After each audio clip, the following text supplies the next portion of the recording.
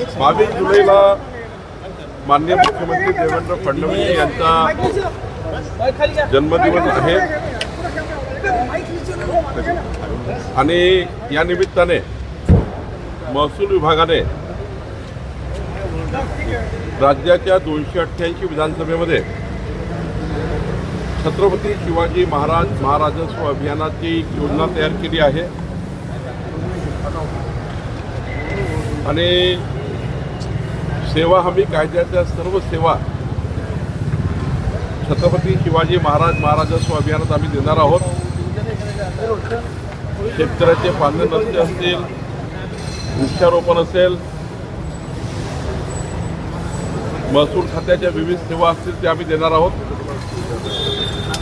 राज्यातील सर्व मंत्री, पालकमंत्री आणि सर्व आमदार या कार्यक्रमाला उपस्थित असणार आहे।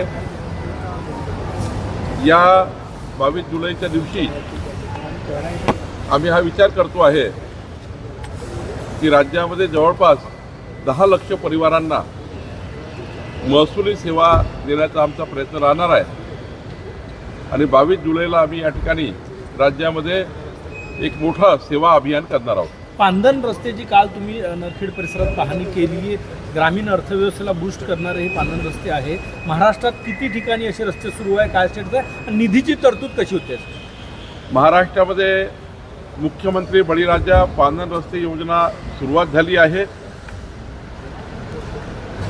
एक 4-5 वर्षामध्ये राज्याचे प्रमुख पांधन रस्ते पूर्ण होतील।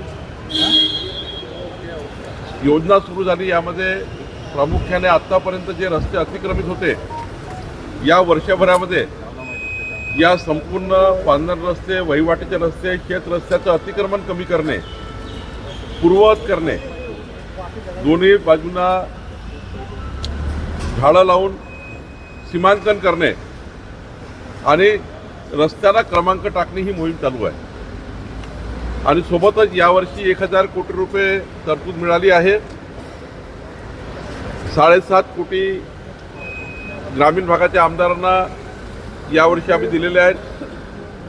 शहरी ग्रामीणच्या आमदारांना 5 कोटी रुपये दिलेले आहेत। ज्या ठिकाणी फक्त 25% ग्रामीण भागात त्यांना 2.5 कोटी रुपये दिले आहेत। 1000 कोटी रुपये या राज्यामध्ये वाटप झालेले आहेत। एवढंच नाही, जिल्हा नियोजन समिती आणि मायनिंग फंडातनं मोठ्या प्रमाणावर रस्त्याचं काम चालू आहे। मला विश्वास आहे की शेतकऱ्यांनी थोडी वाट बघावी लागेल, पण आता प्रामुख्याने रस्ते खुले करणे, रस्त्याची मोजणी करणे आणि या वर्षामध्ये संपूर्ण रस्ते संपूर्ण रस्ते वहिवाटीकरता सुरू करणे ही मोहीम आहे।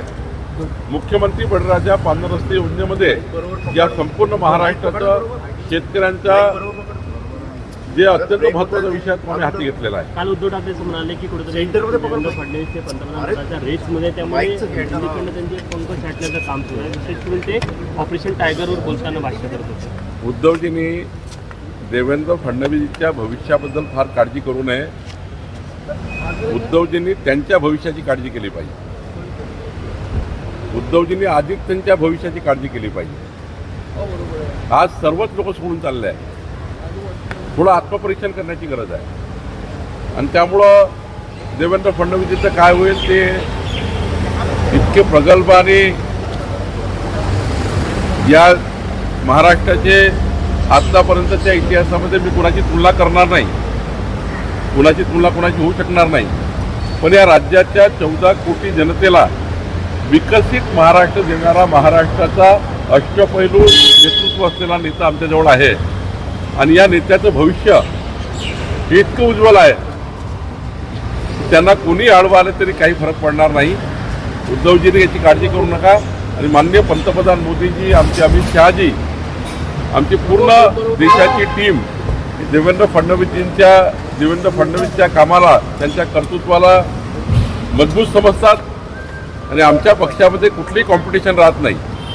पक्षाचं पार्लमेंटरी बोर्ड निर्णय करतं कुठल्या विषयाचा आणि देवेंद्र फडणवीसजी 2034 पर्यंत महाराष्ट्राला हवे आहेत। 2034 पर्यंत हवे आहेत महाराष्ट्रामध्ये देवेंद्रजी, कारण याकरता हवे आहेत की महाराष्ट्राला विकसित महाराष्ट्र करायचं असेल, 2047चा मजबूत महाराष्ट्र असेल तर 2034 पर्यंत त्यांनी महाराष्ट्रात राहावं अशी कार्यकर्त्याची जनतेची महाराष्ट्राची इच्छा आहे. आणि त्यामुळं उद्धवजींनी फार काळजी करू नका. प्रधानमंत्री पद वगैरे फार काही बोलायची गरज नाही.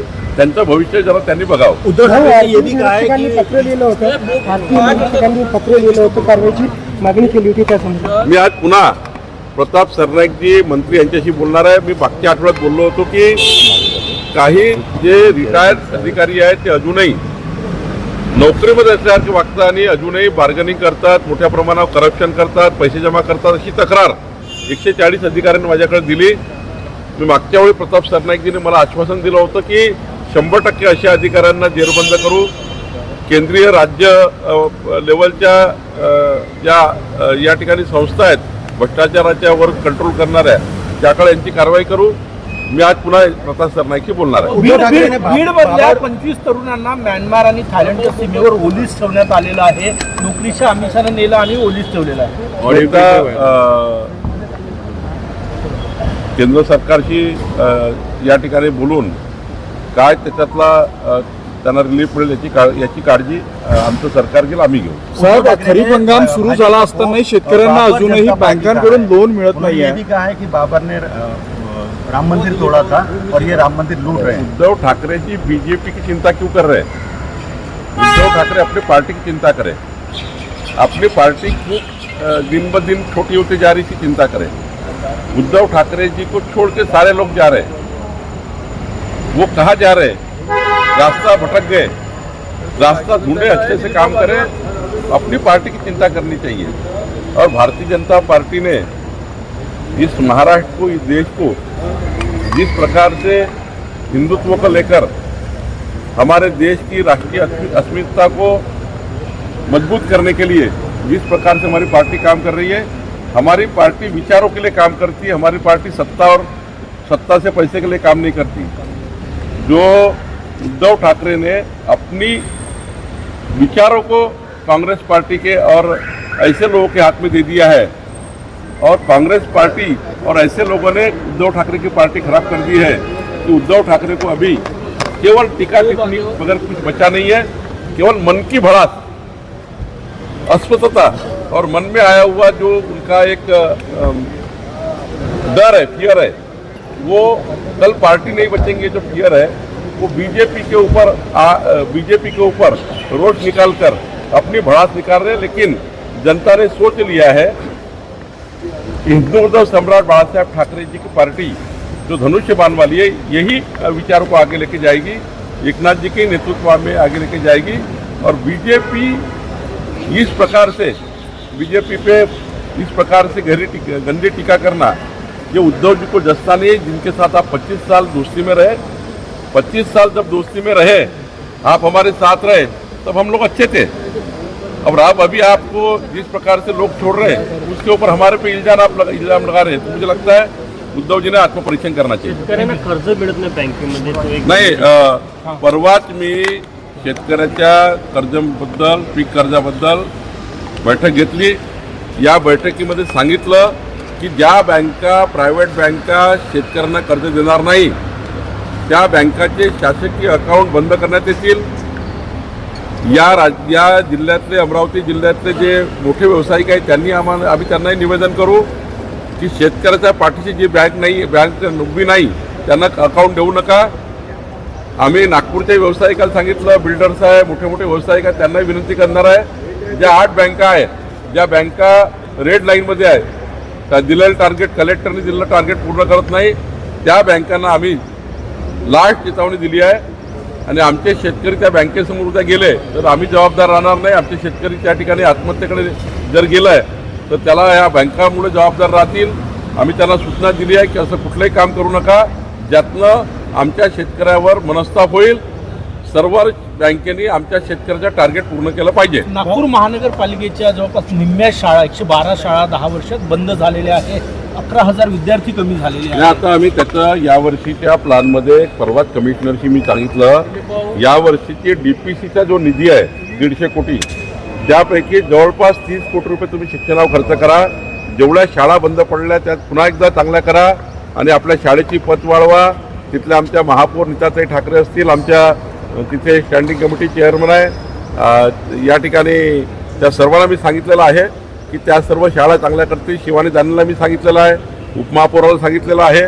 त्यामुळं सर्व शाळा चांगल्या करण्याचा कार्यक्रम यावर्षी आम्ही घेतो आहे.